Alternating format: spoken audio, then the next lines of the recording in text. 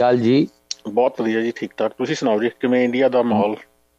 India ਦਾ ਮਾਹੌਲ ਜੀ ਕਾइंड of ਬਰਫ਼ਬਾਰੀ ਆ ਜੀ। ਹਾਂ, ਠੰਡ ਪੂਰੀ ਹੈ ਜੀ, ਬਿਲਕੁਲ ਯਾਰ। ਠੰਡ ਇਸ ਵੇਲੇ ਪੂਰੀ ਆ। ਰਜਾਈਆਂ ਦੇ ਵਿੱਚ ਜਿੰਨਾ ਕੁ ਨੂੰ ਮਿਲਣ ਗਏ, ਕਿਉਂਕਿ ਅੱਜ ਕੱਲ ਕੋਈ ਨਹੀਂ ਮਿਲਣ ਆਉਂਦਾ, ਆਪ ਹੀ ਮਿਲ ਜਾਣਾ ਪੈਂਦਾ।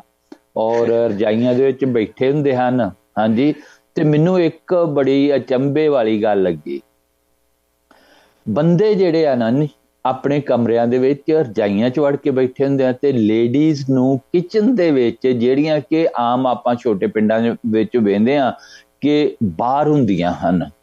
ਕੋਈ ਘਰ ਆਪਾਂ ਨੂੰ ਦੱਸਣ ਦੀ ਲੋੜ ਨਹੀਂ ਕਿ ਕਿਸ ਤਰ੍ਹਾਂ ਦੇ। ਹਾਂ, ਨਵੇਂ ਅੱਜ ਕੱਲ੍ਹ ਜਿਹੜੀਆਂ ਕੋਠੀ ਨਵਾਂ ਘਰ ਬਣ ਰਹੇ ਹਨ, ਉਹ ਤੇ ਅੰਦਰ ਹੀ ਉਹਨਾਂ ਦੇ ਕਿਚਨ ਬਣਾ ਲੈਂਦੇ ਹਨ, ਤੇ ਜਾਂ ਇੱਕ ਕਿਚਨ ਬਾਹਰ ਬਣਾਈ ਗਈ ਹੁੰਦੀ ਹੈ, ਘਰ ਤੋਂ ਬਾਹਰ ਬਣਾਈ ਗਈ ਹੁੰਦੀ ਹੈ, ਤੇ ਲੇਡੀ ਉੱਥੇ ਹਾਂਜੀ, ਲੇਡੀਜ਼ ਉੱਥੇ ਚਾਹ ਪਾਣੀ ਠੰਡ ਦੇ ਵਿੱਚ ਬਣਾ ਰਹੀਆਂ ਹੁੰਦੀਆਂ ਹਨ ਚੁੱਲ੍ਹੇ ਤੇ ਚਲੋ ਕੋਠੀ ਦੇ ਅੰਦਰ ਤੇ ਗੈਸ ਹੁੰਦੀ ਹੈ, ਲੇਕਿਨ ਕਈ ਆਮ ਘਰਾਂ ਦੇ ਵਿੱਚ, ਜਿਹੜੇ ਪਿੰਡਾਂ ਦੇ ਵਿੱਚ, ਛੋਟੇ ਪਿੰਡਾਂ ਦੇ ਵਿੱਚ, ਉਹ ਚੁੱਲ੍ਹੇ ਤੇ ਸਾਰਾ ਕੁਝ ਤਿਆਰ ਕਰਦੇ ਆ, ਤੇ ਲੇਡੀ ਜਿਹੜੀਆਂ ਬਾਹਰ ਬਹਿ ਕੇ ਕੰਮ ਕਰਦੀਆਂ ਹਨ, ਤੇ ਬੰਦੇ ਅੰਦਰ ਬੈਠੇ ਹੁੰਦੇ ਹਨ। ਮੈਨੂੰ ਇਹ ਵੇਖ ਕੇ ਕੁਝ ਚੰਗਾ ਨਹੀਂ ਲੱਗਾ। ਜਿਨ੍ਹਾਂ ਘਰਾਂ ਦੇ ਵਿੱਚ ਗਿਆ, ਮੈਂ ਕਹਿ ਤੇ ਸਕਦਾ ਨਹੀਂਗਾ, ਲੇਕਿਨ ਜਿਨ੍ਹਾਂ ਘਰਾਂ ਦੇ ਵਿੱਚ ਗਿਆ, ਮੈਨੂੰ ਵੇਖ ਕੇ ਅਚੰਭਾ ਜਿਹਾ ਲੱਗਾ ਕਿ ਬੰਦੇ ਅੰਦਰ ਰਜਾਈ 'ਚ ਵੜ ਕੇ ਬੈਠੇ ਹਨ, ਤੇ ਬੁੜੀਆਂ, ਔਰਤਾਂ, ਸਾਡੇ ਬੁੜੀਆਂ ਹੀ ਕਹਿ ਦਿੰਦੇ ਹਨ ਜੀ ਕਿ ਔਰਤਾਂ ਬਾਹਰ। ਗੱਲ ਆ ਵੀ ਸਿਲੰਡਰ ਵਗੈਰਾ ਮਹਿੰਗਾ ਹੋ ਗਿਆ ਜੀ। ਗਰਮੀਆਂ 'ਚ ਚਲੋ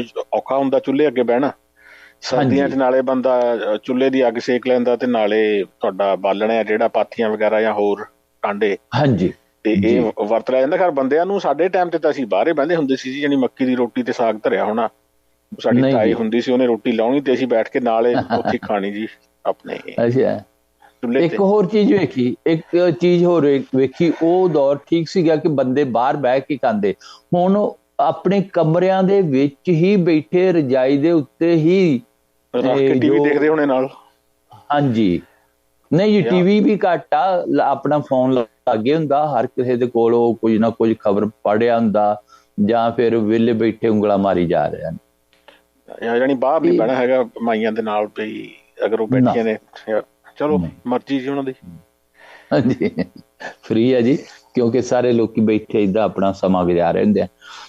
ਕਿਉਂ ਨਹੀਂ ਆਪਾਂ ਇੱਕ ਜਿਹੜੀ ਅਚੰਭੇ ਵਾਲੀ ਕੱਲ ਗੱਲ ਕੀਤੀ ਸੀ, ਆਪਾਂ ਇੱਕ ਆਡੀਓ ਪਲੇ ਕਰਾਂਗੇ, ਵੀਡੀਓ ਵੀ ਹੈ, ਜੇਕਰ ਕਿਸੇ ਨੂੰ ਚਾਹੀਦੀ ਹੋਵੇ ਤੇ ਭੇਜ ਵੀ ਦਿੱਤੀ ਜਾਏਗੀ, ਜਿਹੜੀ ਕਿ ਹਰਿਆਣਾ ਵਿਧਾਨ ਸਭਾ ਦੇ ਵਿੱਚ ਅਜਿਹੀ ਗੱਲ ਮੈਨੂੰ ਜਾਪਦਾ ਕਿ ਇੱਕ ਜਿੱਥੇ ਕਾਨੂੰਨ ਘਾੜੇ ਹੁੰਦੇ ਹਨ, ਕਾਨੂੰਨ ਬਣਾਉਣ ਵਾਲੇ ਬੈਠੇ ਹੁੰਦੇ ਹਨ, ਉੱਥੇ ਉਹ ਗੱਲ ਕੀਤੀ ਜਾਵੇ ਜਿਹੜੀ ਕਿ ਇੱਕ ਕੌਮ ਨੂੰ ਸਵੀਕਾਰ ਹੀ ਨਹੀਂ, ਜਿਹਦੇ ਲਈ ਸਿੱਖ ਕੌਮ ਬਾਰ-ਬਾਰ ਇੱਕ ਕੌਮ ਨੂੰ ਕਹਿ ਰਿਹਾ ਕਿ ਅਸੀਂ ਇੱਕ ਵੱਖਰੀ ਕੌਮ ਹਾਂ, ਤੇ ਉਹਨਾਂ ਨੂੰ ਬਾਰ-ਬਾਰ ਇੱਕ ਕਹਿ ਲਓ ਕਿ ਜਿੱਥੇ ਕਾਨੂੰਨ ਬਣਦੇ ਹਨ, ਮੰਦਿਰ ਦੇ ਤੌਰ ਤੇ ਜਾਣਿਆ ਜਾਂਦਾ ਹੈ, ਉੱਥੇ ਉਹਨਾਂ ਦੇ ਮੂੰਹ 'ਚ ਇਹ ਗੱਲ ਪਾਈ ਜਾ ਰਹੀ ਹੈ ਕਿ ਤੁਸੀਂ ਅਲੱਗ ਨਹੀਂ ਆ, ਤੁਸੀਂ ਸਾਡਾ ਇੱਕ ਹਿੱਸਾ ਹੀ ਹੋ।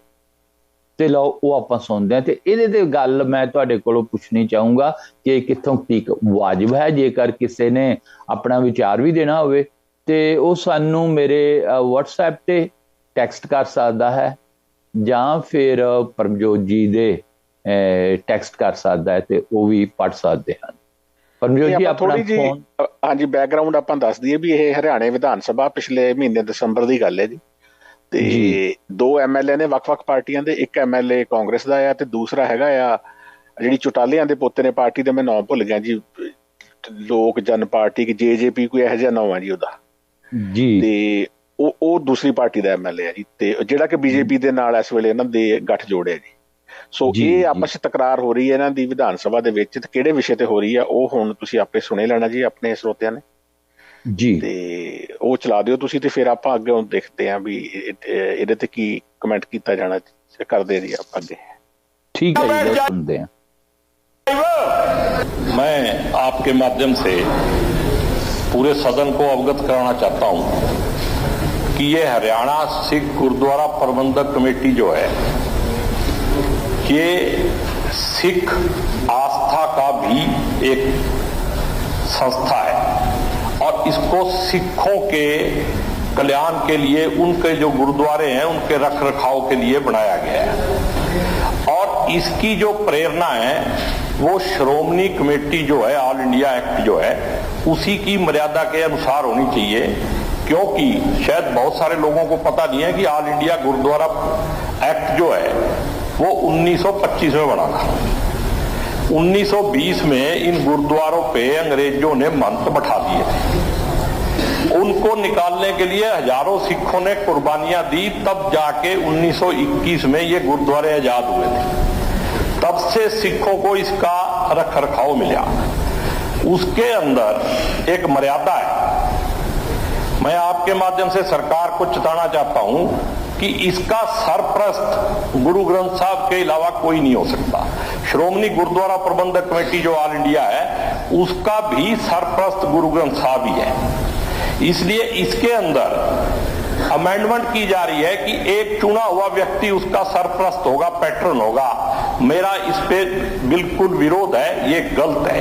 और एक दूसरी बात ये है कि जो उस मर्यादा को पूरा नहीं करता, जैसे मैं ही हूं, मैं सिख हूं, लेकिन इस कमेटी का मेंबर बनने की मर्यादा मैं पूरी नहीं करता, तो मैं इसका मेंबर नहीं बन सकता। मैं विश्वास रख सकता हूं, आस्था रख सकता हूं, लेकिन मैं इसका मेंबर नहीं बन सकता। और अभी जो कमेटी बनी है, वो कमेटी देख के मेरे को लगता है जैसे ये आरएसएस की एक राष्ट्रीय सिख संगत है ना, शायद उसी का परिरूप जो है इस कमेटी में दर्शाया गया। आरएसएस और बीजेपी के ही व्यक्ति उसके अंदर बना दिए गए, और एक जिसको प्रधान बनाया गया है वो खुद ही एक गुरुद्वारे का महंत है। थोड़े दिन पहले हमारे एक बहुत बड़े अधिकारी हैं, आज के दिन सबसे बड़े अधिकारी, जब वो डीसी थे, आप उनसे पूछ लो कि गुरुद्वारे का झगड़ा हुआ था और उन्होंने उसको कब्जा दिलवाया था उस गुरुद्वारे का। तो ऐसे मंत्र को अगर दोबारा बैठाना है तो क्या 1920 1919 दोबारा लाना है? तो मेरी आपके माध्यम से यही एक बेनती है चीफ मिनिस्टर साहब से कि जिन लोगों ने लड़ाई लड़ी, जगदीश जिंडा, दीदार सिंह नलवी, 22 साल हरियाणा के सिखों ने लड़ाई लड़के इसको अलग बनवाया है, और ये कांग्रेस की सरकार ने बनाई थी। उस समय से लेके ये सुप्रीम कोर्ट में थी। अब उन्हीं लोगों को इससे दूर कर दिया गया है, और उन लोगों को जो इनके सरकार के नुमाइंदे, सरकार ने बनाने हैं, नुमाइंदे अपने ही बनाओ, लेकिन मर्यादा जो पूरी करते हैं उनको बनाओ। गैर मर्यादित लोगों को बनाओगे तो सिखों में रोष बढ़ेगा, और आने वाले समय में इसका अच्छा रिजल्ट नहीं होगा। धन्यवाद। अध्यक्ष जी, मुझे गोगी जी की एक बात पर बड़ा इतराज है। इन्होंने जो कहा कि भाई संघ में आस्था रखने वाले, बीजेपी में आस्था रखने वाले, संघ तो हिंदू सिख में कोई फर्क समझता ही नहीं है, भी नहीं। बेटी रोटी बेटी का रिश्ता है हिंदू सिख का, और सिख तो best blood of the Hindus, ये अलग है ही नहीं। प्रियम्बल तो उस दिन ये मुख्यमंत्री जी पढ़ के सुना रहे थे, उसमें तो है ही नहीं सिख, वैसे भी अलग नहीं माना किसी ने। और दूसरी बात, एसजीपीसी जो सबसे बड़ी वो बनी हुई है हमारी अमृतसर की, जो गोल्डन टेम्पल की, उसमें भी अध्यक्ष है उस कमेटी का भी। दूसरी बात, वहां भी हिंदू है, उन्होंने भी हिंदू बना रखे, हिंदू सिख में अलग है ही नहीं। ये बात कहना तो बहुत गलत है गोगी जी, आपने कभी नहीं कहना चाहिए। पहले भी एक बार जिक्र आया था, हुड्डा साहब ने भी एक दिन कहा था, कहले मेरी लड़की सिख पे रखी है, सीकर हिंदू न्यारा है ही नहीं। हाँ जी जी, ਇਹ ਤੁਸੀਂ ਵੇਖੋ ਜਿਹੜਾ ਇਹ ਵਿਅਕਤੀ ਆ ਜਿਹੜਾ ਆਨਸਰ ਕਰ ਰਿਹਾ, आई थिंक ਉਹ ਸਾਰੀ प्ले हो गई है। हाँ जी, हो गई है काफी, यानी अपना पॉइंट क्लीयर हो गया जी। ਜਿਹੜਾ ਉੱਥੇ ਕਹਿ ਰਿਹਾ ਨਾ ਵੀ ਹਿੰਦੂ ਸਿੱਖਾਂ 'ਚ ਫਰਕ ਨਹੀਂ ਹੈਗਾ, ਇਹ ਹੈਗਾ ਆਪਣੇ ਜਿਹੜੀ ਚੁਟਾਲਿਆਂ ਦੀ ਪਾਰਟੀ ਆ ਉਹਦਾ ਐਮਐਲਏ ਹੈ ਜੀ, ਇਹ ਆਪਣੇ ਗੌਤਮ ਕੋਈ ਨਾਂ ਹੈ ਜੀ ਇਹਦਾ ਜੀ। ਇੱਕ ਦੋ ਗੱਲਾਂ ਬਹੁਤ ਹੀ ਜਿਹੜੀਆਂ ਕਿ ਨਿੰਦਨਯੋਗ ਹਨ ਉਹ ਕੀਤੀਆਂ ਗਈਆਂ, ਜਿਸ ਤਰ੍ਹਾਂ ਉਹਨੇ ਕਿਹਾ ਸਿੱਖ ਬੈਸਟ ਬਲੱਡ ਆਫ ਹਿੰਦੂ। ਇਹਦਾ ਮਤਲਬ ਤੁਸੀਂ ਸਮਝਦੇ ਹੀ ਹੋ ਕਿ ਉਹ ਸਾਨੂੰ ਇਹ ਕਹਿੰਦੇ ਆ ਕਿ ਸਾਡਾ ਬਲੱਡ ਹੀ ਹੈ ਜੀ। ਹਾਂਜੀ, ਸੋ ਇਹ ਕੋਈ ਅਲੱਗ ਨਹੀਂ। ਇਸ ਵਿਅਕਤੀ ਨੇ ਆਈ ਹੋਪ ਕਿ ਮੈਨੂੰ ਇਹਦਾ ਨਾਂ ਯਾਦ ਆ ਜਾਵੇ। ਇਹਦਾ ਨਾਂ ਗੌਤਮ ਹੈ, ਗੌਤਮ ਰਾਮ ਗੌਤਮ ਇਹ ਜਿਹਾ ਨਾਂ ਇਹਦਾ। ਅੱਛਾ, ਰਾਮ ਗੌਤਮ ਜੋ ਵੀ ਨਾਂ ਇਹ ਕਹਿ ਰਹੇ ਹਨ, ਇਹਨਾਂ ਨੂੰ ਇਹ ਨਹੀਂ ਪਤਾ ਕਿ SGPC ਦੇ ਵਿੱਚ ਹਿੰਦੂ ਮੈਂਬਰ ਜਿਹੜੀ ਕਿ ਅੰਮ੍ਰਿਤਸਰ SGPC ਆ, ਉਹਦੇ ਵਿੱਚ ਕੋਈ ਵੀ ਨਹੀਂਗਾ, ਕਿਉਂਕਿ ਉਹ ਚੋਣੇ ਨਹੀਂ ਲੜ ਸਕਦੇ ਜੀ। ਜਿਹੜਾ ਵੀ ਬੰਦਾ ਚੋਣ ਹੀ ਨਹੀਂ ਲੜ ਸਕਦੇ, ਹਾਂ, ਭਾਵੇਂ ਉਹ ਆਪਣੇ ਆਪ ਨੂੰ ਸਿੱਖ ਵੀ ਕਹਾਉਂਦਾ ਹੋਵੇ, ਅਗਰ ਵਾਲ ਉਹਨੇ ਕੱਟੇ ਹੋਏ ਨੇ ਤੇ ਉਹਨੇ ਸਹਿਜਧਾਰੀ ਸਿੱਖ ਹੀ ਨਹੀਂ ਵੋਟ ਪਾ ਸਕਦਾ ਜੀ। ਸਹਿਜਧਾਰੀ ਜਿਸ ਨੂੰ ਕਿਹਾ ਜਾਂਦਾ, ਇਹ ਵਿਅਕਤੀ ਅਧੂਰੀ ਜਾਣਕਾਰੀ ਦੇ ਰਿਹਾ। ਇੱਕ ਹੋਰ ਕਹਿ ਰਿਹਾ ਹੈ ਕਿ ਦੇਖੋ ਇਸ ਜਿਹੜੀ ਹਰਿਆਣਾ ਦੀ ਹੈ SGPC, ਤੇ ਉਹਦੇ ਵਿੱਚ ਗੋਗੀ ਨੇ ਇਹ ਕਿਹਾ ਕਿ ਸਰਕਾਰ ਜਿਹੜੀ ਪੁਆਇੰਟ ਕਰਦੀ ਹੈ ਆਪਣੀ ਪਾਰਟੀ ਚੋਂ ਇਹਨਾਂ ਨੂੰ ਪੁਆਇੰਟ ਕਰ ਲੇ। ਸੋ ਇਸ ਦਾ ਭਾਵ ਇਹ ਹੈ ਕਿ ਉਹਦੇ ਮੂੰਹ ਚੋਂ, ਜਿਹੜਾ ਕਿ ਗੋਗੀ ਅਵਰੇਜ ਸਿੱਖਾਂ ਦੀ ਪੱਖ ਵਿੱਚ ਗੱਲ ਕਰ ਰਿਹਾ, ਲੇਕਿਨ ਉਹ ਕਹਿ ਰਿਹਾ ਕਿ ਜੇਕਰ ਸਰਕਾਰ ਨੇ ਉੱਥੋਂ ਦੀ SGPC ਦੇ ਵਿੱਚ ਕਿਸੇ ਨੂੰ ਪੁਆਇੰਟ ਕਰਨਾ, ਚਾਹੇ ਉਹ BJP ਦੇ ਵਿੱਚੋਂ ਹੀ ਕਿਉਂ ਨਾ ਕਰ ਲੈਣ, ਜਿਹੜੀ ਕਿ ਬਹੁਤ ਖਤਰਨਾਕ ਹੈ। ਜਿਹੜੀ ਮਰਿਆਦਾ ਵੀ ਉਹ ਪੂਰੀ ਹੋਣੀ ਬਣਦੀ ਹੈ। ਪਰ ਦੇਖੋ ਇਹ ਜਿਹੜੀ ਗੱਲ ਆ ਨਾ, ਉਹ ਕਾਂਗਰਸ ਦਾ MLA ਜੀ ਸ਼ਮਸ਼ੇਰ ਸਿੰਘ ਵਿਰਕ, ਕਰਨਾਲ ਵਾਲੀ ਸਾਈਡ ਤੋਂ। ਹਾਂਜੀ, ਪਰ ਗੱਲ ਹੈ ਵੀ ਬਾਦਲ ਵੀ ਪੰਜਾਬ 'ਚ ਇਹੀ ਸਿਆਸੀ ਬੰਦੀ ਫਿੱਟ ਕਰ ਰਹੇ ਜੀ ਇਹਦੇ ਵਿੱਚ, ਤੇ ਵੀ ਇਹ ਸ਼ਰਤ ਪੂਰੀ ਹੋਣੀ ਚਾਹੀਦੀ ਹੈ ਵੀ ਉਹ ਪੂਰਾ ਆਪਣੇ ਵੀ ਕੇਸਾਂ ਦੀ ਨਹੀਂ ਕਟਾਏ ਹੋਣੇ ਚਾਹੀਦੇ, ਪਗੜੀ ਬੰਨ੍ਹਦਾ ਹੋਣਾ ਚਾਹੀਦਾ ਹੈ, ਦਾੜੀ ਪ੍ਰਕਾਸ਼ ਔਰ ਪਰਮਜੋਤ ਜੀ, ਜਿਹੜੀ ਹੋਰ ਵੀ ਖਤਰਨਾਕ ਗੱਲ ਆ ਕਿ ਜਿਹੜੀ ਰਾਸ਼ਟਰੀ ਸਿੱਖ ਸੰਗਤ ਆ, ਇਹ ਇੱਕ ਹਿੱਸਾ ਹੈ RSS ਦਾ। ਇਹ ਰਾਸ਼ਟਰੀ ਸਿੱਖ ਸੰਗਤ ਜਿਹੜੀ ਕਿ RSS ਦੇ ਨਾਂ ਨਾਲ ਹੀ ਜਾਣੀ ਜਾਂਦੀ ਹੈ। ਉਹ ਮੈਂ ਕੇਸਾਧਾਰੀ ਬ੍ਰਾਹਮਣਾਂ ਦਾ ਸੰਗਠਨ ਕਹਿ ਲਓ ਜੀ ਇਹਨੂੰ, ਮੈਂ ਤਾਂ ਕੇਸਾਧਾਰੀ ਬ੍ਰਾਹਮਣ ਕਹਿਣਾ ਹੁੰਦਾ ਜੀ ਇਹਨਾਂ ਨੂੰ, ਜਿਹੜੇ ਐਗਜ਼ੈਕਟਲੀ। ਹਾਂਜੀ, ਸੋ ਇਹਦਾ ਇਹ ਦੇਖੋ, ਜਿਹੜਾ ਪੰਨੂ ਸਾਹਿਬ ਉਹ ਗੌਤਮ ਹੈ, ਉਹਨੂੰ ਤਕਲੀਫ ਕਿੱਥੋਂ ਹੋਈ ਜਦੋਂ ਉਹ ਰਿਟੈਲੀਏਟ ਕਰਦਾ ਇਹਨੂੰ, ਕਾਂਗਰਸ ਦੇ MLA ਆਪਣੀ ਗੱਲ ਖਤਮ ਕਰਦਾ ਵੀ RSS ਨੂੰ ਕਿਉਂ ਵੀ ਇਹ ਨਾਂ ਲੈ ਰਿਹਾ ਦਾ, ਉਹਨੂੰ ਉਸ ਚੀਜ਼ ਤੋਂ ਇਤਰਾਜ਼ ਆ ਵੀ RSS ਤਾਂ ਹਿੰਦੂ ਸਿੱਖਾਂ ਨੂੰ ਇੱਕੋ ਹੀ ਮੰਨਦੀ ਆ। ਹੁਣ ਇੱਥੇ ਸਵਾਲ ਇਹ ਆ ਵੀ ਜੇਕਰ ਹਿੰਦੂ ਸਿੱਖ ਇੱਕੋ ਹੀ ਨੇ ਤੇ ਗੁਰੂ ਨਾਨਕ ਸਾਹਿਬ ਨੇ ਫਿਰ ਇਹ ਜਿਹੜਾ ਜਨੇਊ ਪਾ ਕੇ ਪਾਉਣੋਂ ਮਨਾ ਕਰਤਾ। ਹਾਂਜੀ, ਅਪਰ ਜਿਹੜੀ ਕਾਸਟ ਦੇ ਵਿੱਚੋਂ ਪੈਦਾ ਹੋਏ ਸੀ ਗੁਰੂ ਨਾਨਕ ਸਾਹਿਬ, ਉਹਨਾਂ ਦੇ ਪਰਿਵਾਰ 'ਚ, ਕਿਉਂਕਿ ਅਪਰ ਕਾਸਟ ਨੂੰ ਬਿਲੋਂਗ ਕਰਦੇ ਸੀ, ਤੇ ਜਨੇਊ ਵਾਲਾ ਰਿਵਾਜ ਸੀਗਾ ਜੀ ਪੂਰਾ। ਦੇਖੋ ਮਹਿਮਾਨ ਇਕੱਠੇ ਹੋਏ ਹੋਣੇ ਆ, ਯਾਰ ਦੋਸਤ। ਉਹਨਾਂ ਦੇ ਫਾਦਰ ਸਾਹਿਬ ਗੁਰੂ ਨਾਨਕ ਦੇ, ਉਹ ਵੀ ਪਟਵਾਰੀ ਸੀ ਸ਼ਾਇਦ, ਜਾਂ ਤਹਿਸੀਲਦਾਰ ਟਾਈਪ ਜਿਵੇਂ ਉਸ ਵੇਲੇ ਦੇ ਹੁੰਦੇ ਨੇ। ਹਾਂਜੀ, ਉਸ ਟਾਈਮ ਦੇ ਉਹ ਮਿਨਿਸਟਰ ਕਹੇ ਜਾ ਸਕਦੇ ਆ, ਕਿਉਂਕਿ ਪਦਵੀ ਬਹੁਤ ਉੱਚੀ ਸੀ ਉਹਨਾਂ ਦਿਨਾਂ ਵਿੱਚ ਪਟਵਾਰੀ ਨੂੰ। ਜੇਕਰ ਵੇਖਿਆ ਜਾਵੇ, ਮੈਂ ਤੇ ਹਮੇਸ਼ਾ ਕਹਿੰਦਾ ਕਿ ਉਹਨਾਂ ਦਾ ਲੈਵਲ ਜਿਹੜਾ ਵਾ ਉਸ ਟਾਈਮ ਤੇ ਪਟਵਾਰੀ ਦਾ ਐਜ਼ ਏ ਮਿਨਿਸਟਰ ਦੇ ਤੌਰ ਤੇ ਹੁੰਦਾ ਸੀਗਾ। ਹਾਂਜੀ, ਇੱਕ ਹੋਰ ਖਤਰਨਾਕ ਜਿਹੜੀ ਗੱਲ ਕਹੀ ਆ, ਇਹਨਾਂ ਨੂੰ ਇਹ ਨਹੀਂ ਪਤਾ ਕਿ ਸਰਪ੍ਰਸਤ ਜਿਹੜਾ ਵਾ ਸਾਡਾ ਗੁਰੂ ਗ੍ਰੰਥ ਸਾਹਿਬ ਆ, ਗੋਗੀ ਨੇ ਵੀ ਕਿਹਾ। ਲੇਕਿਨ ਜਿਹੜੀ RSS ਜਿਹਦੇ 4 ਮੈਂਬਰ ਲਏ ਜਾ ਰਹੇ ਹਨ ਇਸ ਕਮੇਟੀ ਦੇ ਵਿੱਚ ਰੱਖਣ ਲਈ, ਉਹ ਆਦਮੀ ਸਰਪ੍ਰਸਤੀ ਲਈ ਰੱਖਿਆ ਗਿਆ ਹੈ। ਆਪਣੇ ਇਸ ਵੇਲੇ ਬਹੁਤ ਸਾਰੇ ਸਰੋਤਿਆਂ ਨੂੰ ਇਸ ਗੱਲ ਦਾ ਨਹੀਂ ਸ਼ਾਇਦ ਪਤਾ ਹੋਊਗਾ, ਇਸ ਇਸ਼ੂ ਦਾ ਨਹੀਂ ਪਤਾ ਹੋਏਗਾ। ਜੋ ਹਰਿਆਣਾ ਦੇ ਵਿੱਚ ਇਸ ਵੇਲੇ ਉੱਥੋਂ ਦੀ ਪ੍ਰਬੰਧਕ ਕਮੇਟੀ ਹੈ, ਉਸ ਦਾ ਇੱਕ ਸਰਪ੍ਰਸਤ ਉਹਨਾਂ ਨੇ ਘੋਸ਼ਿਤ ਕੀਤਾ ਹੈ, ਐਲਾਨਿਆ ਹੈ, ਤੇ ਉਹ ਇੱਕ ਆਦਮੀ ਹੋਵੇਗਾ। ਜਦੋਂ ਕਿ ਸਿੱਖਾਂ ਦੇ ਵਿੱਚ ਸਰਪ੍ਰਸਤੀ ਜਿਹੜੀ ਸਾਰੀ ਗੁਰੂ ਗ੍ਰੰਥ ਸਾਹਿਬ ਜੀ ਦੀ ਹੈ। ਜਦੋਂ ਮੀਟਿੰਗ ਕਰਨੀ ਹੈ SGPC ਨੇ, ਗੁਰੂ ਗ੍ਰੰਥ ਸਾਹਿਬ ਦੀ ਹਜ਼ੂਰੀ ਵਿੱਚ ਕਰਨੀ ਹੈ। ਸੋ ਗੁਰੂ ਗ੍ਰੰਥ ਸਾਹਿਬ ਸਰਪ੍ਰਸਤ ਹਨ, ਨਾ ਕਿ ਇੱਕ ਮਨੁੱਖ। ਔਰ ਛੇੜਛਾੜ ਪੰਨੂ ਸਾਹਿਬ ਪੰਜਾਬ ਤੋਂ ਬਾਹਰ, ਇਹ ਦੇਖੋ ਜੱਦੀ BJP ਦੀ ਸਰਕਾਰ, ਖੈਰ ਪਹਿਲਾਂ ਕਾਂਗਰਸ ਵੇਲੇ ਵੀ RSS ਤਾਂ ਪੂਰੀ ਸਰਗਰਮ ਸੀਗੀ, ਤੇ ਇਹਦੇ 'ਚ ਮੈਂ ਚਲੋ ਦਸਮ ਗ੍ਰੰਥ ਨੂੰ ਵੀ ਜੋੜ ਕੇ ਦੇਖ ਸਕਦੇ ਹਾਂ, ਪਰ ਚਲੋ ਅੱਜ ਉਹ ਵਿਸ਼ਾ ਨਹੀਂ ਹੈਗਾ। ਇਹ ਜਿਹੜਾ ਹੁਣ ਮਹਾਰਾਸ਼ਟਰ ਦੇ ਵਿੱਚ ਇਹਦੀ BJP ਦੀ ਸਰਕਾਰ ਪਹਿਲਾਂ ਰਹੀ ਆ ਇਹਨਾਂ ਦੇ ਨਾਲ, ਕੀ ਇਹਦਾ ਨਾਂ ਆ, ਸ਼ਿਵ ਸੈਨਾ ਵਾਲਿਆਂ ਦੇ ਨਾਲ ਪਹਿਲੇ 5 ਸਾਲ। ਉਦੋਂ ਜਦੋਂ ਦਾ ਮੋਦੀ ਕੇਂਦਰ 'ਚ ਆਇਆ ਤੇ ਇੱਧਰੋਂ ਮਹਾਰਾਸ਼ਟਰ 'ਚ ਪਹਿਲਾਂ ਕਾਂਗਰਸ ਦੀ ਸਰਕਾਰ ਸੀ, ਫਿਰ BJP ਦੀ ਹੈਗੀ। ਇਹਨਾਂ ਨੇ ਆਪਣੇ ਬੰਦੇ ਬਿਠਾਇਆ ਉੱਥੇ ਜੀ, ਹਜ਼ੂਰ ਸਾਹਿਬ ਜਿਹੜਾ ਤਖਤ ਹੈ ਉਧਰ ਪਟਨਾ, ਜਿਹੜੀ ਪੰਜਾਬ ਤੋਂ ਬਾਅਦ ਜਿਹੜੇ ਤੁਹਾਡੇ ਅਸਥਾਨ ਨੇ। ਇਵਨ ਦਿੱਲੀ 'ਚ ਦੇਖੋ ਤੁਸੀਂ, ਜਿਹੜਾ ਬਾਬਾ ਬੰਤਾ ਸਿੰਘ ਆ, 2 ਸਾਲ ਪਹਿਲਾਂ, 1.5 ਸਾਲ ਪਹਿਲਾਂ ਉਹ ਵੀ ਕਥਾ ਕਰਾਇਆ ਸੀ ਜੀ ਆਪਣੇ ਦਸਮ ਗ੍ਰੰਥ ਦੀ ਜੀ ਉਹਦੇ ਵਿੱਚ। ਇਹ ਸਾਰਾ ਸਿੱਧੀ ਇਹਨਾਂ ਦੀ ਇੰਟਰਫੀਰੈਂਸ ਹੈਗੀ ਹੈ ਜੀ ਤੁਹਾਡੇ ਸਿੱਖਾਂ ਦੇ ਜਿਹੜੇ ਆਪਾਂ ਮਸਲੇ ਵੀ ਕਹਿ ਲਈਏ, ਤੇ ਪਲੱਸ ਜੋ ਸਾਡਾ ਗੁਰੂ ਗ੍ਰੰਥ ਸਾਹਿਬ ਦਾ ਸਿਧਾਂਤ ਹੈ ਉਹਦੇ ਨਾਲ ਸ਼ਰੇਆਮ ਛੇੜਖਾਨੀ ਹੋ ਰਹੀ ਹੈ ਜੀ। ਖੈਰ ਬਾਬਰਾਂ ਵੇਲੇ ਵੀ ਹੁੰਦੀ ਰਹੀ ਹੈ, ਖੈਰ ਜਿਵੇਂ ਆਹ ਨਾਨਕਸ਼ਾਹੀ ਕੈਲੰਡਰ 2003 ਦੇ ਸ਼ੁਰੂਆਤ ਤੇ ਉਹਨਾਂ ਨੇ ਹੀ ਕਰਾਈ ਨਾ ਜੀ, ਸ਼ੁਰੂਆਤ ਤੇ ਉਹਨਾਂ ਨੇ ਹੀ ਕਰਾਈ, ਕਿਉਂਕਿ ਪਹਿਲੋਂ ਇਹ ਕੋਈ ਗਵਰਨਮੈਂਟ ਦੀ ਇੰਟਰਫੀਰੈਂਸ ਨਹੀਂ ਹੁੰਦੀ ਹੈ SGPC ਦੇ ਵਿੱਚ। ਔਰ ਜਦੋਂ ਦੇ ਇਹ ਆਏ ਹਨ, ਉਦੋਂ ਦਾ ਇਹ ਸਾਰਾ ਕੁਝ ਇੰਟਰਫੀਰੈਂਸ ਦਾ ਜਿਹੜਾ ਰੁਝਾਨ ਇਹ ਵਧਿਆ ਹੈ।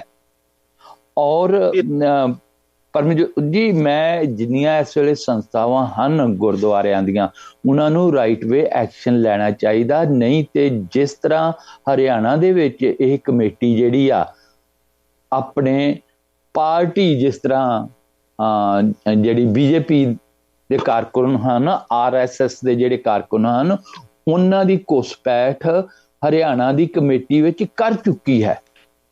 ਨਹੀਂ ਦੇਖੋ, ਸਰਕਾਰ ਨੇ 38 ਮੈਂਬਰੀ ਕਮੇਟੀ ਹੈ ਜੀ, ਉਹ ਦੇਖਣੇ ਪੈਣਾ ਇੰਡੀਵਿਜੂਅਲ ਮੈਂਬਰ ਕੌਣ ਨੇ ਉਹਦੇ, ਪਰ ਜਿਹੜਾ ਪ੍ਰਧਾਨ ਆ ਹੁਣ, ਉਹ ਜਿਹੜਾ ਹੈੱਡ ਮੁਖੀ, ਉਹ ਪਹਿਲਾਂ ਤਾਂ ਦਾਦੂਵਾਲ ਸੀਗਾ, ਹੁਣ ਪਤਾ ਨਹੀਂ ਕੌਣ ਹੈ ਜੀ। ਇਹ ਆਈ ਥਿੰਕ ਝੁੰਦਾ ਸੀਗਾ ਜੀ, ਤੇ ਝੁੰਦੇ ਨੂੰ ਹੁਣ ਲਾ ਦਿੱਤਾ। ਨਹੀਂ, ਇਕਬਾਲ ਸਿੰਘ ਝੁੰਦਾ ਤੇ ਉਹ ਦੂਜੇ ਨਲਵੀ ਸੀਗੇ ਜੀ, ਤੇ ਉਹ ਆਪਣੇ ਤਾਂ ਠੀਕ ਸੀ ਬੰਦੇ, ਜਿਨ੍ਹਾਂ ਨੇ ਲੜਾਈ ਲੜ ਕੇ ਤੇ ਆਪਣੀ ਅਲੱਗ ਹਰਿਆਣੇ ਦੀ ਕਮੇਟੀ ਬਣਾਈ ਹੈ ਜੀ, ਉਹਨਾਂ ਦੀ ਤਾਂ ਤਾਰੀਫ ਕਰ ਰਿਹਾ, ਉਹ ਖੈਰ ਠੀਕ ਕਰ ਰਿਹਾ ਜੀ ਤਾਰੀਫ, MLA ਕਾਂਗਰਸ ਵਾਲਾ।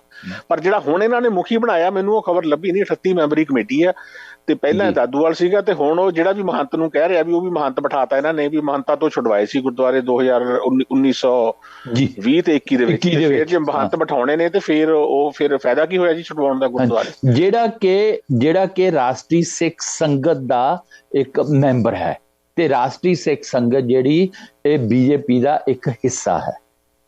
ਬੀਜੇਪੀ ਦਾ ਹਿੱਸਾ ਨਹੀਂ, ਬੀਜੇਪੀ ਇਹਦਾ ਹਿੱਸਾ ਕਹਿ ਲਈਏ ਜੀ ਆਪਾਂ, RSS ਹੈ ਜੀ ਇਹਦਾ। ਐਗਜ਼ੈਕਟਲੀ, ਇਦਾਂ ਕਹਿਣਾ ਠੀਕ ਹੋਏਗਾ। ਸਿੱਧੀ ਹੈ ਜੀ। ਉਧਰ ਪਟਨਾ ਸਾਹਿਬ ਜਿਹੜਾ ਤਖਤ ਹੈਗਾ ਆਪਣੇ ਹਜੂਰ ਸਾਹਿਬ ਦੀ ਆਪਾਂ ਗੱਲ ਕਰ ਲਈ, ਪਟਨਾ ਸਾਹਿਬ ਦੀ ਇਹੀ ਕੁਛ ਹੈ। ਇਹਨਾਂ ਦੀ ਇੰਟਰਫੇਰੈਂਸ ਜਿਹੜੇ ਪੰਜਾਬ ਤੋਂ ਬਾਹਰ ਨੇ, ਉਹ ਸਿੱਧੀ ਇੰਟਰਫੇਰੈਂਸ ਹੈ ਪੰਜਾਬ ਦੇ ਵਿੱਚ ਇਹਨਾਂ ਦੀ ਥਰੂ ਪ੍ਰੋਕਸੀ, ਜਿਹੜੀ ਬਾਦਲ ਹੈਗੇ ਨੇ ਇਹਨਾਂ ਦੇ ਥਰੂ ਹੈ ਜੀ। ਉਹ ਵੱਖਰੀ ਗੱਲ ਆ, ਹੁਣ ਬਾਦਲਾਂ ਦੇ ਕੋਲ ਪੋਲੀਟੀਕਲ ਪਾਵਰ ਖੁੱਸ ਗਈ ਹੋਈ ਆ, ਤੇ ਜਿਹੜੀ ਇਹਨਾਂ ਕੋਲ ਆਪਣੇ ਜਿਹੜੇ ਸਿੱਖਾਂ ਦੇ ਇੰਸਟੀਟਿਊਸ਼ਨ ਨੇ, ਜਿਵੇਂ ਕਿ ਆਪਣੇ SGPC ਅਕਾਲ ਤਖਤ ਸਾਹਿਬ ਹੋਇਆ, ਜਾਂ ਹੋਰ ਨੇ ਆਪਣੇ ਇੰਸਟੀਟਿਊਸ਼ਨ ਇੱਕ ਦੋ ਜਿਹੜੇ ਐਜੂਕੇਸ਼ਨ ਵਗੈਰਾ ਦੇਖਦੇ ਨੇ, ਤੇ ਇਹਨਾਂ ਦੇ ਉੱਤੇ ਹੁਣ ਬਾਦਲਾਂ ਦਾ ਕੰਟਰੋਲ ਜਦ ਤੱਕ ਹੈਗਾ ਹੈ, ਉਦੋਂ ਤੱਕ ਬੀਜੇਪੀ ਬਾਦਲਾਂ ਨੂੰ ਕੁਝ ਨਹੀਂ ਕਹੂਗੀ ਜੀ। ਪੋਲੀਟੀਕਲੀ ਬਾਦਲ ਦੇਖੋ ਪਹਿਲਾਂ ਵੀ ਹਾਰੇ ਨੇ, ਪੋਲੀਟੀਕਲੀ ਬਾਦਲ ਪਹਿਲਾਂ ਵੀ ਹਾਰੇ ਨੇ, 2002 ਚ ਹਾਰੇ ਨੇ, ਆ ਹੁਣ 2017 ਚ ਹਾਰੇ ਨੇ, 22 ਚ ਫੇਰ ਹਾਰ ਗਏ। ਪਰ ਬਾਦਲਾਂ ਦੀ ਹਲੇ ਵੀ ਯਾਨੀ ਬੀਜੇਪੀ ਦੇ ਨਾਲ ਇਹਨਾਂ ਦੀ ਪੂਰੀ ਸਾਂਝ ਹੈਗੀ ਹੈ ਜੀ।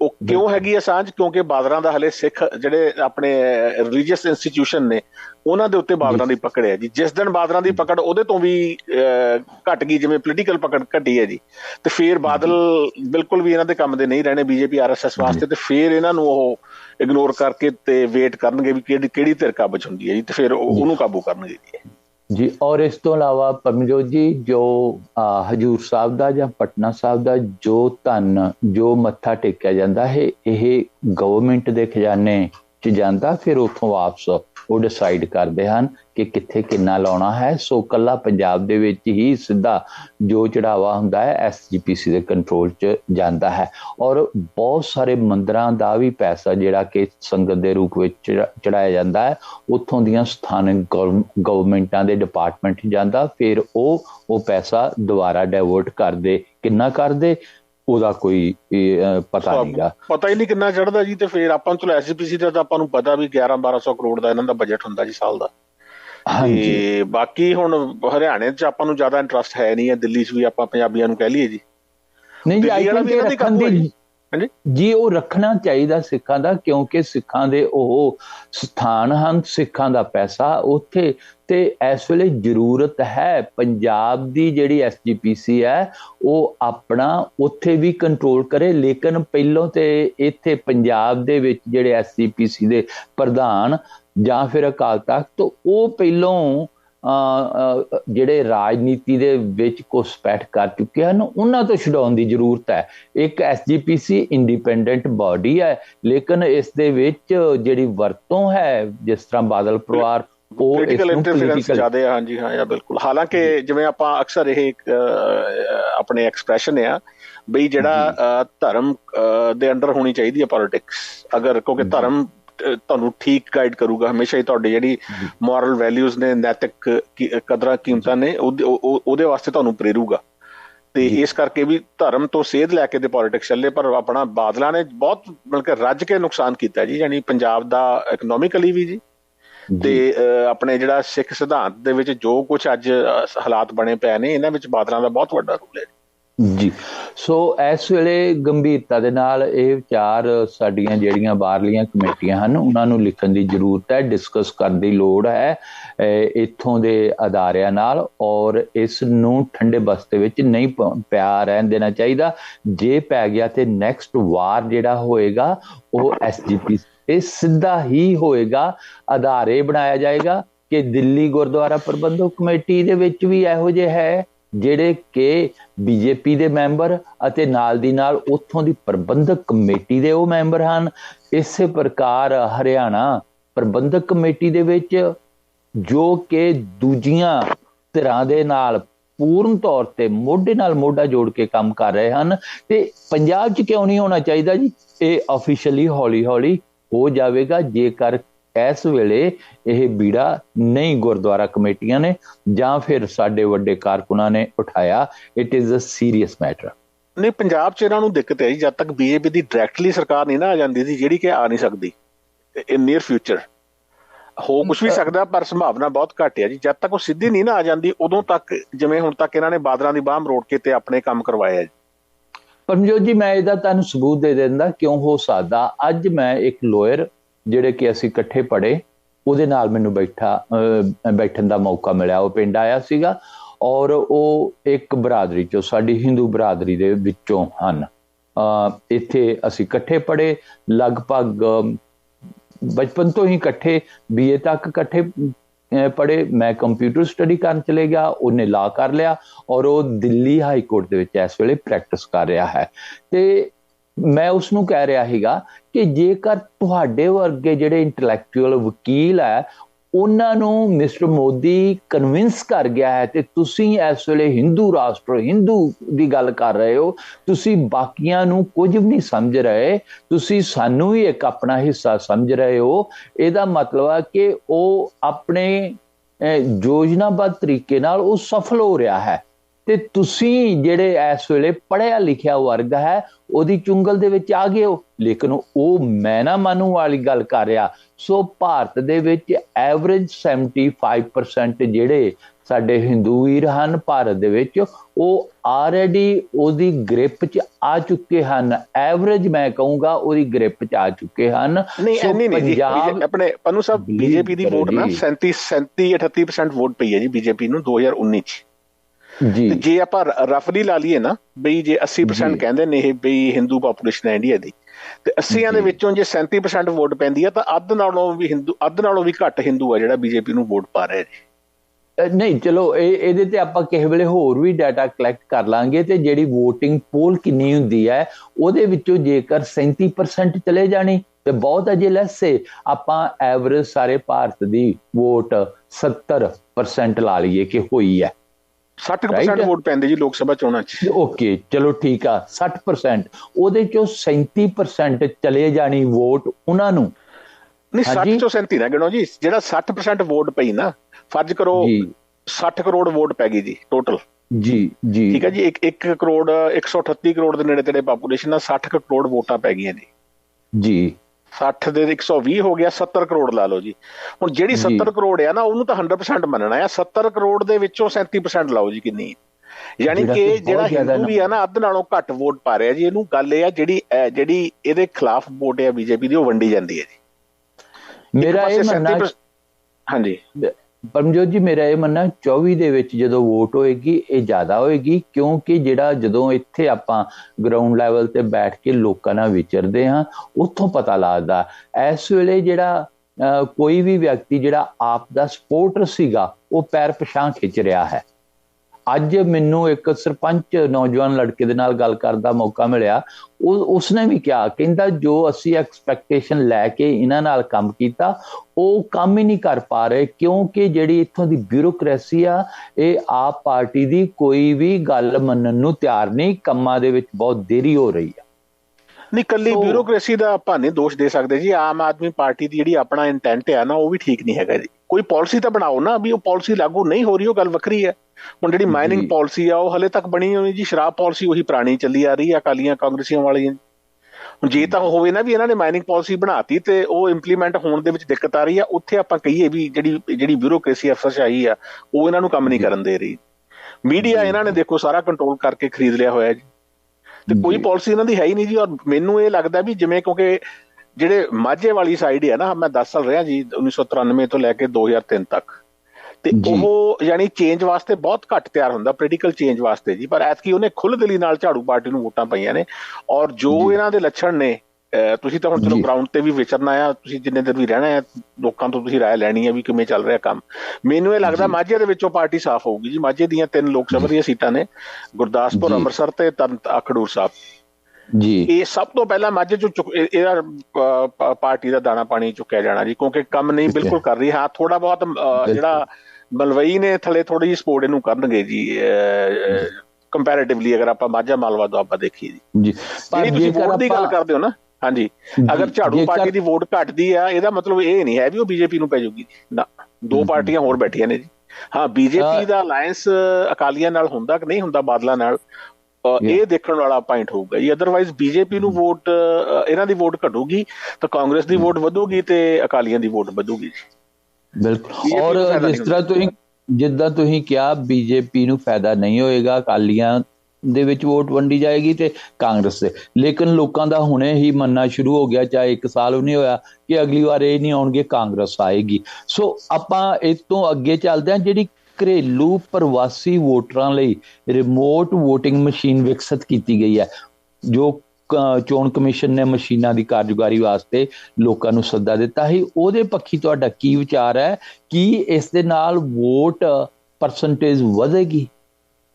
ਇਹਦੇ ਨਾਲ ਦੇਖੋ, ਜਿਹੜੀ ਇਹ EVM ਤੋਂ ਉੱਪਰ ਇੱਕ ਹੋਰ ਮਸ਼ੀਨ ਆ ਗਈ ਜੀ। ਆਪਾਂ EVM ਦਾ ਤਾਂ ਆਪਾਂ ਨੂੰ ਪਤਾ ਹੈ ਹੀ ਹੈ ਜੀ ਕੀ ਹੈ। ਇਹ ਹੈਗੀ ਵੀ ਜਿਹੜੇ ਪ੍ਰਵਾਸੀ ਕਹਿ ਲਓ ਬੰਦੇ ਨੇ, ਮਜ਼ਦੂਰ, ਇਹ ਜ਼ਰੂਰੀ ਨਹੀਂ ਕਹਿਣਾ ਕੋਈ ਪ੍ਰਵਾਸੀ ਚੰਗੀ ਜੋਬ ਵੀ ਕਰਦਾ ਹੋ ਸਕਦਾ, ਕੋਈ ਫਰਜ਼ ਕਰੋ। ਜ਼ਿਆਦਾਤਰ ਤਾਂ ਚਲੋ ਪ੍ਰਵਾਸੀ ਵਿਚਾਰੇ ਮਜ਼ਦੂਰ ਇਹ ਹੁੰਦੇ ਨੇ ਜਿਹੜੇ ਆਪਣਾ ਸੂਬਾ ਛੱਡ ਕੇ ਤੇ ਦੂਜੇ ਸੂਬਿਆਂ 'ਚ ਕੰਮ ਕਰਦੇ ਨੇ। ਜਿਸ ਤਰ੍ਹਾਂ ਭਾਰਤ ਦੇ, ਜਿਸ ਤਰ੍ਹਾਂ ਪੰਜਾਬ ਦੇ ਵਿੱਚ ਕੋਈ ਵੀ ਬੰਦਾ ਕਹਿੰਦਾ ਕਿ ਕੈਨੇਡਾ 'ਚ ਤੁਸੀਂ ਲੇਬਰ ਹੀ ਕਰਨ ਜਾਣਾ, ਕਿਉਂ ਜਾਂਦੇ ਹੋ? ਸੋ ਤੁਹਾਡੇ ਕਹਿਣ ਦਾ ਭਾਵ ਉਹ ਆ? ਨਹੀਂ, ਜ਼ਰੂਰੀ ਨਹੀਂ ਲੇਬਰ ਹੈ ਜੀ। ਕੈਨੇਡਾ ਦੇ ਵਿੱਚ ਜਿਹੜੇ ਕੰਮ ਹੁਣ ਟਰੱਕਿੰਗ ਦੇ ਵਿੱਚ ਜੇ ਆਪਾਂ ਕਹੀਏ ਵੀ ਟਰੱਕਿੰਗ ਲੇਬਰ ਆ, ਤਾਂ ਫਿਰ ਗੋਰੇ ਵੀ ਕਰਦੇ ਨੇ ਜੀ ਇਹ। ਪਰ ਜਿਹੜੇ ਆ ਕੇ ਯੂਪੀ ਬਿਹਾਰ ਵਾਲੇ ਕੰਮ ਪੰਜਾਬ 'ਚ ਕਰਦੇ ਨੇ ਤੇ ਪੰਜਾਬੀ ਉਹ ਕੰਮ ਨਹੀਂ ਨਾ ਕਰਦੇ ਜੀ। ਝੋਨਾ ਹੁਣ ਪੰਜਾਬੀ ਕਿੱਥੋਂ ਲਾ ਲੂਗਾ ਜੀ? ਹਾਂਜੀ, ਨਹੀਂ, ਕਹਿਣ ਦਾ ਭਾਵ ਚਾਹੇ ਇੱਥੇ ਵੀ ਆਪਣੇ ਲੋਕੀ ਉੱਚੇ ਅਹੁਦਿਆਂ ਤੇ ਹਨ, ਇਸੇ ਤਰੀਕੇ ਨਾਲ ਬਾਹਰਲੇ ਸੂਬਿਆਂ ਤੋਂ ਪੰਜਾਬ ਦੇ ਵਿੱਚ ਆਏ ਹੋਏ ਵਿਅਕਤੀ ਵੀ ਗੁੱਡ ਜੋਬਾਂ ਕਰ ਰਹੇ ਹਨ। ਮੈਂ ਇੱਕ ਤਰ੍ਹਾਂ ਦੀ ਟਕੋਰ ਲਾਈ ਸੀਗੀ ਜੀ।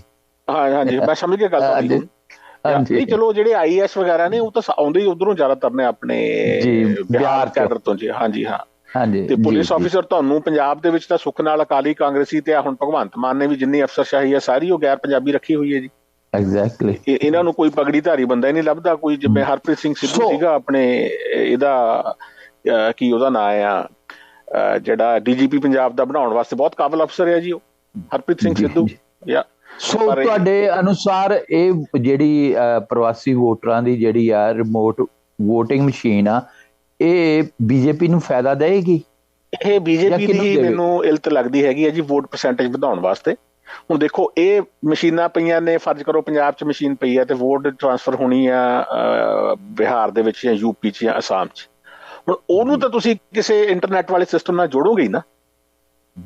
ਸੋ ਇਹਦਾ ਭਾਵ ਇਹ ਹੈ ਕਿ ਇਹਨੇ ਆਪਣੀ ਵੋਟ 2-3% ਵੋਟ ਵਧਾਉਣ ਦਾ ਜੁਗਾੜ ਕੀਤਾ ਜੀ, ਇਹ 'ਚ ਮੋਦੀ ਨੇ ਜੀ। ਹੁਣ ਆਪਾਂ ਮਾੜੀ ਜੀ EVM ਤੇ ਗੱਲ ਕਰੀਏ ਜੀ, ਇਲੈਕਟ੍ਰੋਨਿਕ ਵੋਟਿੰਗ ਮਸ਼ੀਨ ਜੀ, ਠੀਕ ਹੈ ਜੀ। ਨਹੀਂ, ਇਹਦੇ ਤੇ ਮਾੜੀ ਜੀ ਤੁਹਾਡੇ ਨਾਲ ਮੈਂ ਹੋਰ ਵੀ ਇੱਥੇ ਡਿਸਕਸ ਕਰਨਾ। ਇਹਦੇ ਤੇ ਆਪਾਂ ਆਉਂਦੇ ਆ ਬਾਅਦ ਚੋਂ, ਪਹਿਲੇ ਤੇ ਆਉਂਦੇ ਆ ਜੀ। ਇਹ ਤਾਂ ਉਹਦਾ ਐਡਵਾਂਸ, ਉਹ ਤੋਂ ਵੀ ਅੱਗੇ ਇੱਕ ਹੋਰ ਆ ਗਈ ਨਾ। ਹੁਣ EVM ਦੇ ਥਰੂ ਤਾਂ 100% ਵੋਟਿੰਗ EVM ਦੇ ਥਰੂ ਹੁੰਦੀ ਹੈ ਜੀ।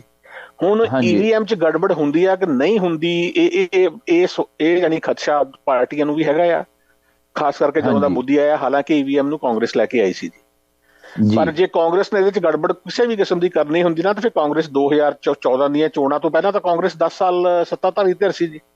ਉਹਨੇ ਤੇ ਜਦੋਂ ਹਾਰੀ ਆ 2014 'ਚ, ਫਿਰ ਉਹ ਇੰਨੀ ਬੁਰੀ ਤਰ੍ਹਾਂ ਨਾ ਹਾਰਦੀ ਅਗਰ ਗੜਬੜ ਉਸ ਟਾਈਮ ਤੇ ਹੋਈ ਹੁੰਦੀ।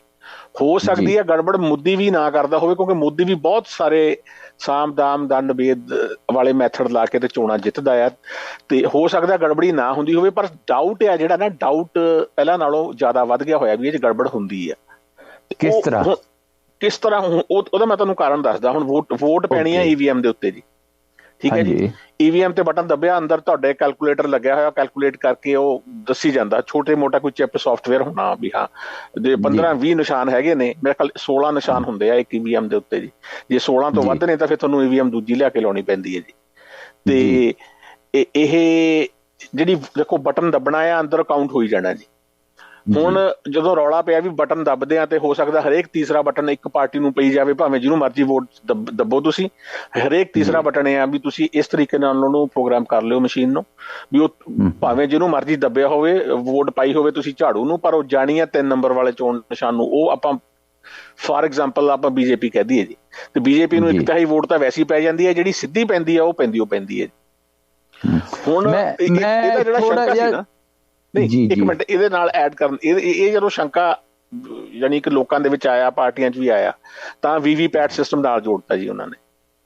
ਵੀਵੀਪੈਟ ਕਹਿੰਦੇ ਨੇ ਵੋਟਰ ਵੈਰੀਫਾਈਏਬਲ ਪੇਪਰ ਆਡਿਟ ਟ੍ਰੇਲ ਜੀ।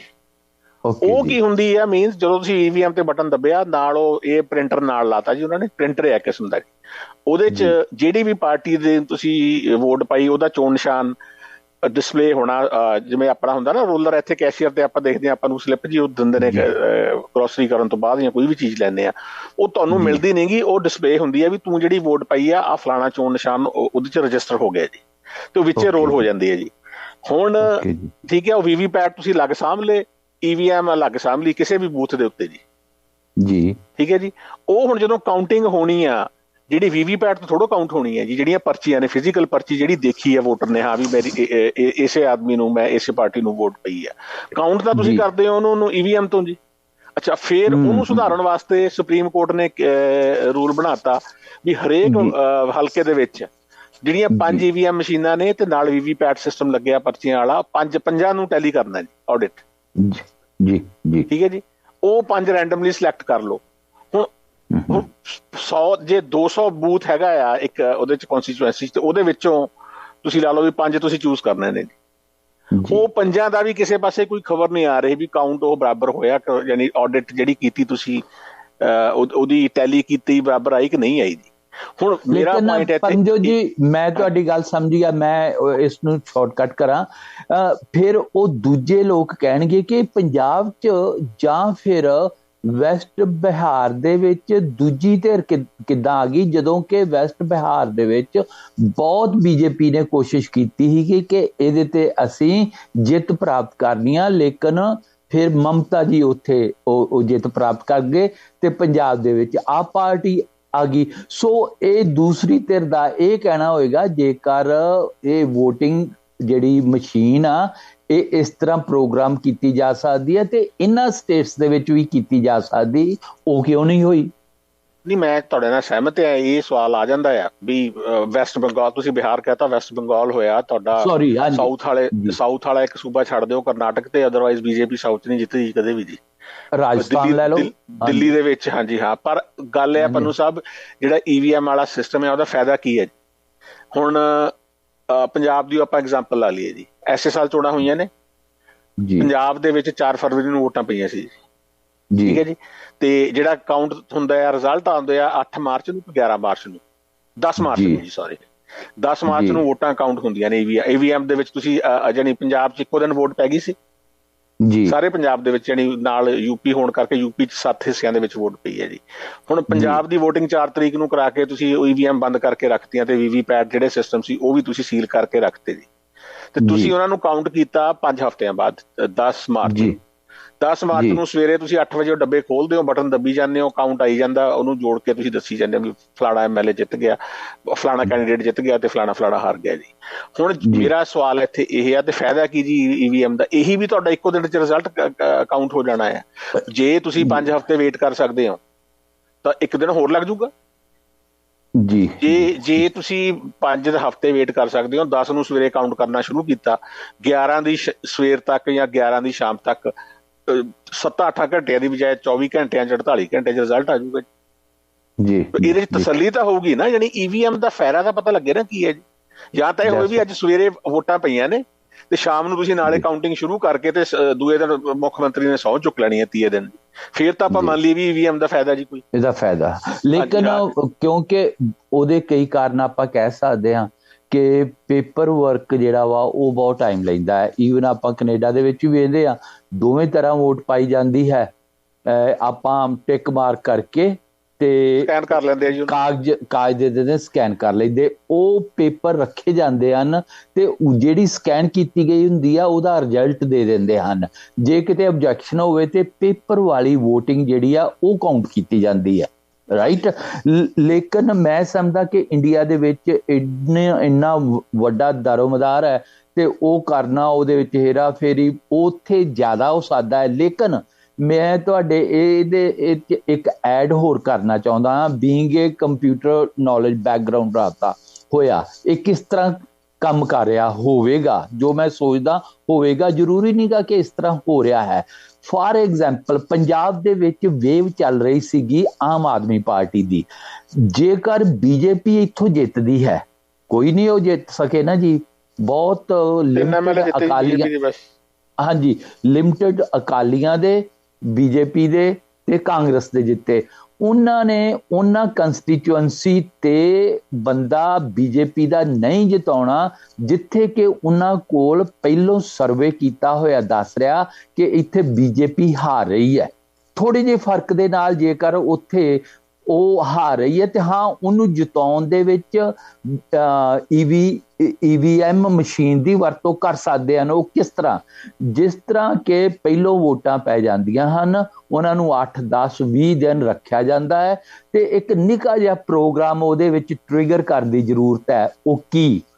ਕਿ ਮੰਨ ਲਵੋ ਜੇਕਰ ਆਮ ਆਦਮੀ ਪਾਰਟੀ ਦਾ ਤੇ ਬੀਜੇਪੀ ਦਾ ਤੇ ਕਾਂਗਰਸ ਦਾ ਆਪੋ ਆਪਣਾ ਥੋੜਾ ਫਰਕ ਹੈ, ਉਹਦੀ ਕੈਲਕੂਲੇਸ਼ਨ ਮਸ਼ੀਨ ਨੇ ਪ੍ਰੋਗਰਾਮ ਦੇ ਵਿੱਚ ਕਰਨੀ ਹੈ ਕਿ ਮੈਂ ਇਸ ਪਾਰਟੀ ਨੂੰ ਜਿਤਾਉਣਾ ਚਾਹੁੰਦਾ ਹਾਂ, ਬੀਜੇਪੀ ਨੂੰ। ਲੇਕਿਨ ਉਹਨਾਂ ਨੇ ਰੇਸ਼ੋ ਵੇਖਣਾ ਕਿ ਕਿਹਦੇ ਕੋਲ ਕਿੰਨੀਆਂ ਵੋਟਾਂ, ਕਿਹਦੇ ਕੋਲ ਕਿੰਨੀਆਂ ਤੇ ਕਿਹਦੇ ਤਿੰਨਾਂ ਪਾਰਟੀਆਂ ਕੋਲ ਕਿੰਨੀਆਂ। ਤੇ ਜੇਕਰ ਉਹ ਤੁਸੀਂ ਟ੍ਰਿਗਰ ਕਰਦੇ ਹੋ ਉਹ ਪ੍ਰੋਗਰਾਮ ਤੇ ਬੀਜੇਪੀ ਜਿੱਤੇਗੀ।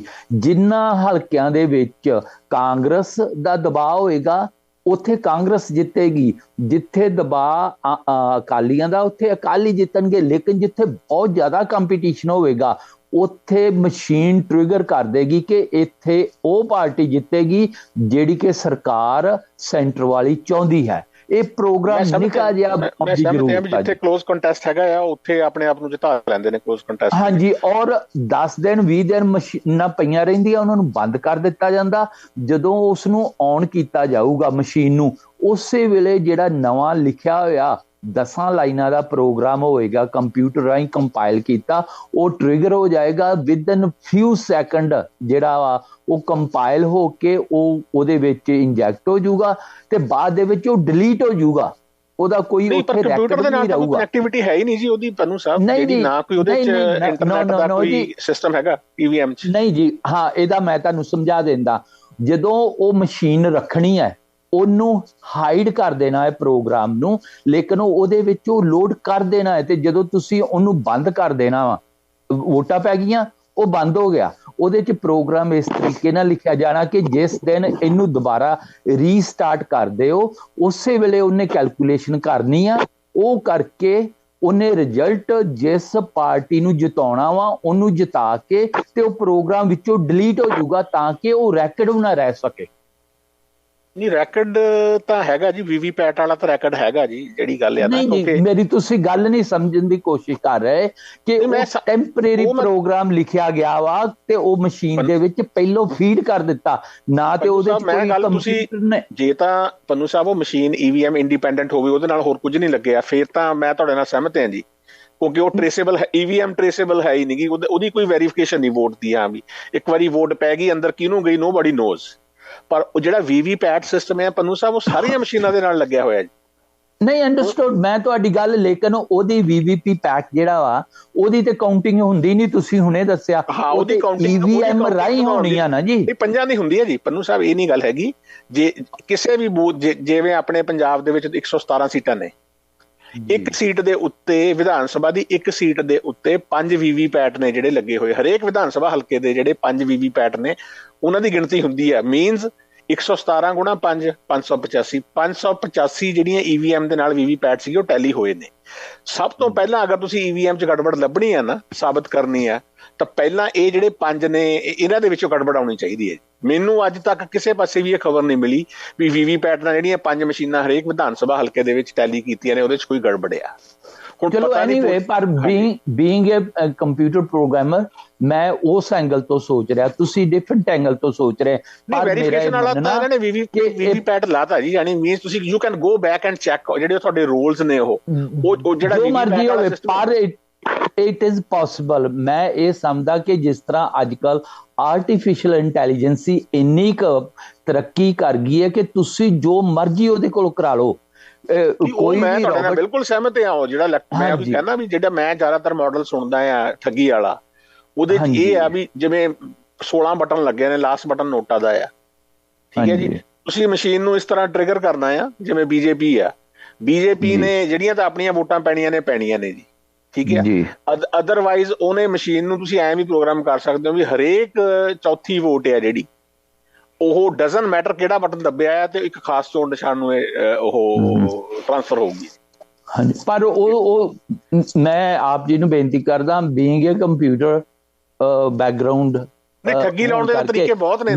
ਹਾਂਜੀ, ਮੈਂ ਇਹ ਸਮਝਦਾ ਕਿ ਉਹ ਤਰੀਕਾ ਨਹੀਂ ਹੈ ਜਿਹੜਾ ਟ੍ਰਿਗਰ ਕਰਨ ਤੇ ਜਿਸ ਦਿਨ ਰਿਜ਼ਲਟ ਨਿਕਲਣਾ ਹੈ ਫॉर ਫਿਊ ਸੈਕਿੰਡ ਉਹ ਪ੍ਰੋਗਰਾਮ ਚੱਲੇਗਾ, ਉਹਨੇ ਸਾਰੀ ਜਿਹੜੀ ਆ ਵੋਟਿੰਗ ਬਦਲ ਦੇਣੀ ਆ। ਮੈਂ ਚਲੋ ਮੇਰਾ ਇੱਥੇ ਸਵਾਲ ਹੈ ਜੀ ਫਿਰ ਇੱਕ, ਹਾਂਜੀ, ਤੁਸੀਂ ਮਸ਼ੀਨ ਦੇ ਵਿੱਚ ਜਿਹੜੀ ਫਰਜ਼ ਕਰੋ ਠੱਗੀ, ਜਿਹੜਾ ਤੁਸੀਂ ਤਰੀਕਾ ਦੱਸਿਆ ਠੱਗੀ ਦਾ, ਹਾਂਜੀ, ਉਹ ਠੱਗੀ ਲਾ ਕੇ ਤੇ ਮਸ਼ੀਨ ਨੇ ਰਿਜ਼ਲਟ ਅਸਲੀ ਕੁਝ ਹੋਰ ਸੀਗੇ ਬਣਾ ਕੇ ਰੱਖਤੇ ਉਹ ਆਮ ਆਦਮੀ ਪਾਰਟੀ ਦੇ ਹੱਕ ਦੇ ਵਿੱਚ। ਹੁਣ ਕੁਦਰਤੀ ਉਸੇ ਮਸ਼ੀਨ ਦੀ ਤੁਸੀਂ ਟੈਲੀ ਕਰਦੇ ਹੋ VVPAT ਦੇ ਨਾਲ ਜੀ, ਫਿਰ ਤਾਂ ਉਹ ਰਿਜ਼ਲਟ ਮਿਲਣਾ ਨਹੀਂ ਜੀ, ਕਿਉਂਕਿ ਜਿਹੜਾ VVPAT ਦੇ ਉੱਤੇ ਜਦੋਂ ਤੁਸੀਂ ਮੈਂ ਵੋਟਰਾਂ ਨੇ ਵੋਟ ਪਾਈ, ਉਹਨਾਂ ਨੂੰ ਪਤਾ ਵੀ ਮੈਂ ਆ ਬਟਨ ਦੱਬਿਆ, ਝਾੜੂ ਪਾਰਟੀ ਨੂੰ ਇਹਦਾ ਉਹ ਨਿਸ਼ਾਨ ਤੁਹਾਨੂੰ ਦਿਸਦਾ ਜੀ VVPAT ਦੇ ਉੱਤੇ। ਅਗਰ ਖੁਦਾ ਨਾ ਖਾਸਤਾ ਉਹੀ EVM ਦਾ VVPAT ਦੇ ਨਾਲ ਮਿਲਾਨ ਹੋ ਗਿਆ ਜਿਹਦੇ ਚ ਗੜਬੜ ਕੀਤੀ ਆ, ਫਿਰ ਤਾਂ ਇਲੈਕਸ਼ਨ ਕਮਿਸ਼ਨ ਦਾ ਧਵਸਤ ਹੋ ਜਾਊਗਾ ਜੀ 1 ਮਿੰਟ ਦੇ ਵਿੱਚ। ਕੀ VVPAT ਜਿਹੜਾ ਉਹ ਪ੍ਰਿੰਟ ਹੁੰਦਾ ਜੀ? ਉਹ ਪ੍ਰਿੰਟ ਹੁੰਦਾ, ਹਾਂਜੀ, ਉਹੀ ਤਾਂ ਮੈਂ ਕਹਿ ਰਿਹਾ ਨਾ, ਉਹ ਪੇਪਰ ਤੇ ਹਾਰਡ ਕਾਪੀ ਹੈ। ਜਿਹੜੇ ਜਿਵੇਂ ਹੁੰਦੇ ਨੇ ਬੈਲਟ ਪੇਪਰ ਹੁੰਦਾ ਹੈ ਜਿਹੜਾ, ਉਹ ਤਾਂ ਹੁੰਦਾ ਵੀ ਪੂਰਾ ਤੁਸੀਂ ਦੇਖਿਆ। ਮੇਰਾ ਹੁਣ ਨੈਕਸਟ ਸਵਾਲ ਆ, ਕੀ ਉਹ ਸਿਰਫ ਸਾਰੇ 5 ਇਲਾਕਿਆਂ 'ਚ ਹੀ ਹੁੰਦਾ ਵਾ ਹਲਕੇ ਦੇ ਵਿੱਚ, ਜਾਂ ਫਿਰ ਉਹ ਹਰ ਇੱਕ ਮਸ਼ੀਨ ਦੇ ਨਾਲ ਲੱਗਾ? ਸਾਰੀਆਂ ਮਸ਼ੀਨਾਂ ਦੇ ਨਾਲ VVPAT ਲੱਗਾ ਹੋਇਆ ਜੀ। ਠੀਕ ਹੈ ਜੀ।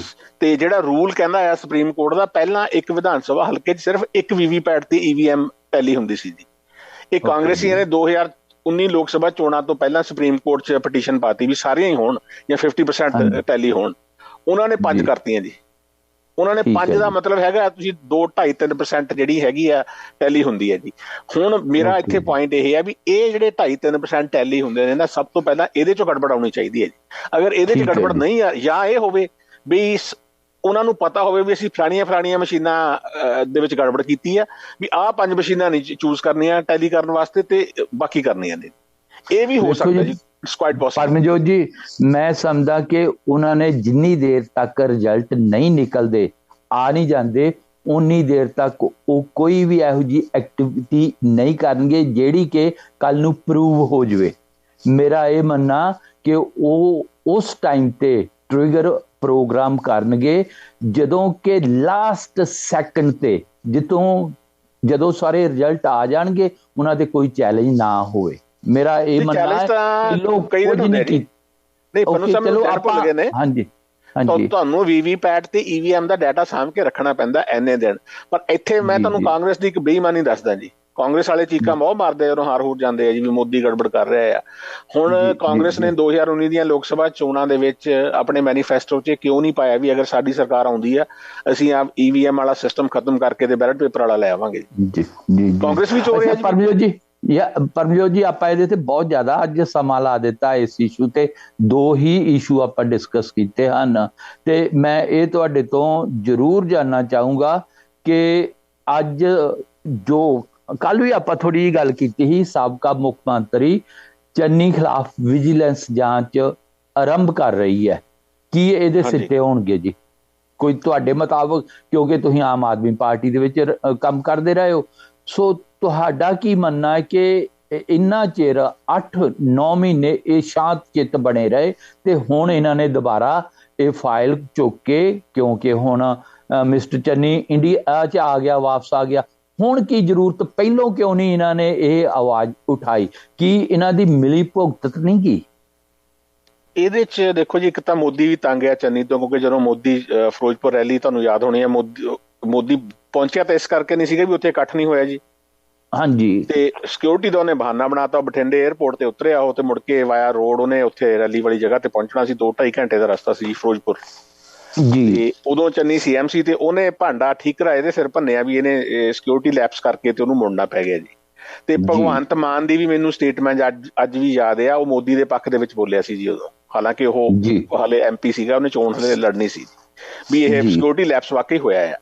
ਮੈਨੂੰ ਇਹ ਲੱਗਦਾ ਵੀ ਚੰਨੀ ਦੇ ਨਾਲ ਭਗਵੰਤ ਮਾਨ ਬਿਲਕੁਲ hand in glove with BJP ਹੈ ਜੀ ਉੱਪਰ, ਕਿਉਂਕਿ ਇੱਕ ਖੇਤੀ ਕਾਨੂੰਨ ਦੇ ਹੱਕ ਦੇ ਵਿੱਚ ਭੁਗਤ ਕੇ ਆਇਆ ਹੋਇਆ ਜੀ ਭਗਵੰਤ ਮਾਨ। ਇਹ ਬਹੁਤ ਘੱਟ ਲੋਕਾਂ ਨੂੰ ਪਤਾ ਜੀ ਕਿੱਦਾਂ ਭੁਗਤ ਕੇ ਆਇਆ, ਮੈਂ ਉਹਦੇ ਤੇ ਵੀਡੀਓ ਬਣਾ ਕੇ ਪਾ ਚੁੱਕਾ ਜੀ। ਭਗਵੰਤ ਮਾਨ ਜਿਹੜਾ ਇੱਕ ਕਾਨੂੰਨ ਆ ਮੋਦੀ ਦਾ, ਉਹਦੀ ਇੱਕ ਕਮੇਟੀ ਬਣੀ ਸੀਗੀ, ਸਟੈਂਡਿੰਗ ਕਮੇਟੀ, ਉਹ ਕਮੇਟੀ ਦੇ ਵਿੱਚ ਇਹ ਉਹ ਕਾਨੂੰਨ ਦੇ ਹੱਕ 'ਚ ਭੁਗਤਿਆ ਜੀ।